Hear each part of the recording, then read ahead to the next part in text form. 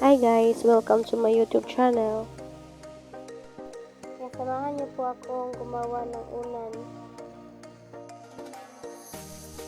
Gupit-gupit ko na po yung unan na hindi nagagamit. Kasi sayang naman yung duldul. Baka mayroong magtatanong dyan kung ano yung duldul. Yung duldul ay pag mabubuang ka yung tapos. Kaya wag kang babuang-buang sa boyfriend mo. Baka magagapos ka doon sa duldol. Gago! Baka balang araw, hindi mo na nakilala yung sarili mo. Kasi magpapaloko ka sa boyfriend mong nukulok. Yung sinabihan ka lang na mahal kita, tapos ay niniwala ka naman. Kaya wag ka talagang paluko-luko. Gago! Kung luko ka, maluloko ka talaga. Gago! Pagkatapos ay pinasok ko na yung duldul sa aking ginawang unan. Ginawan ko kasi ng unan ng aking palanggain para may unan siya. Pero hindi na kami bumili, oy. Mahal-mahal kaya ang bilihin ngayon. Kaya tipid-tipid na lang ako. Ginawan ko na lang siya ng unan. Hindi nga ako makabili ng panty. Unan pa kaya? Kaya ginagawa ko na ng paraan yan, oy.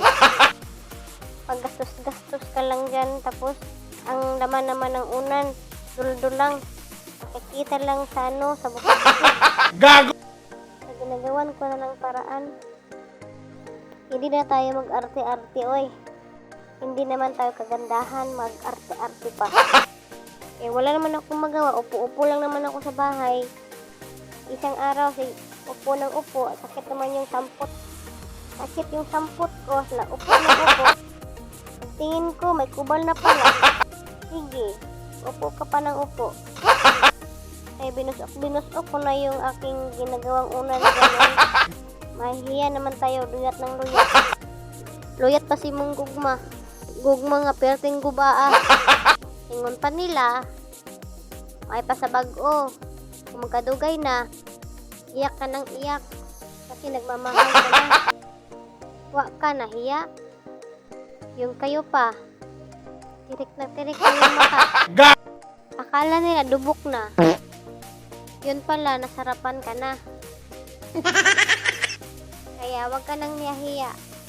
Natapos ng aking ginagawang unan na formang, ano bang forma yan? Heart. Parang hindi naman. Gago!